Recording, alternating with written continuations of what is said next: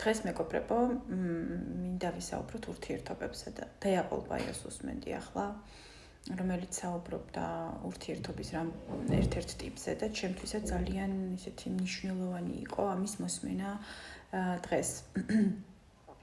არსებობს ურთიერთობის ტიპი, როდესაც მაგალითად ერთი ადამიანისთვის, ან შეიძლება ორივესთვის არის უფრო მნიშვნელოვანი ურთიერთობა.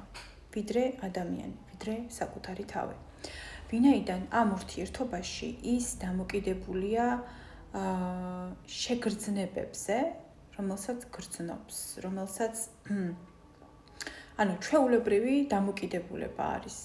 იმ შეგრძნებებზე არის დამოკიდებული ადამიანი, რასაც პროცესში განიცდის, ამ ურთიერთობის პროცესში. და ამ დროს ადამიანისთვის უფრო მნიშვნელოვანია ეს შეგრძნებები, ვიდრე საკუთარი თავი, ვიდრე მეორე ადამიანი. და საბოლოო ჯამში უშვებს იმას, რომ ადამიანი, ან ადამიანები უფრო მეტად შემოუშვას თავის პირად სივრცეში, ვიდრე ეს საჭიროა და ვიდრე ეს აუცილებელია. საბოლოო ჯამში ხდება ის, რომ სხვა ადამიანები ამას გრძნობენ.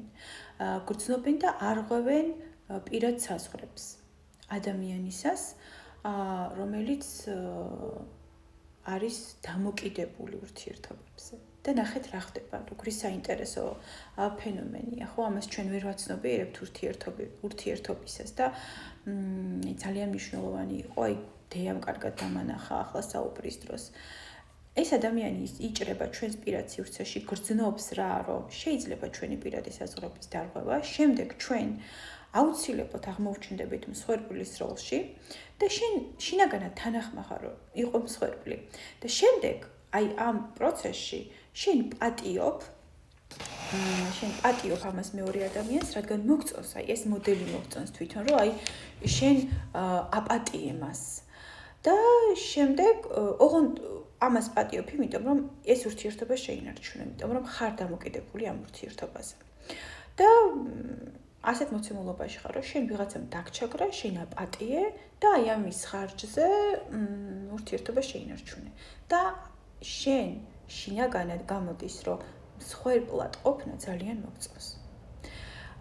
ძალიან გთხოვთ, დაფიქრდით, იმიტომ რომ მე ძალიან ბევრ რაღაცაზე დამაფიქრა, მაგალითად ახლა დეას რო უსმენდი ყოლბაიას და თქვენც მოგიწოდებთ, რომ დაფიქრდეთ და რაღაცა ცოტა ემოციურად რო დისტანცირდეთ ურთიერთობებიდან და რაღაცნაირად რაციონალურად შეაფასოთ.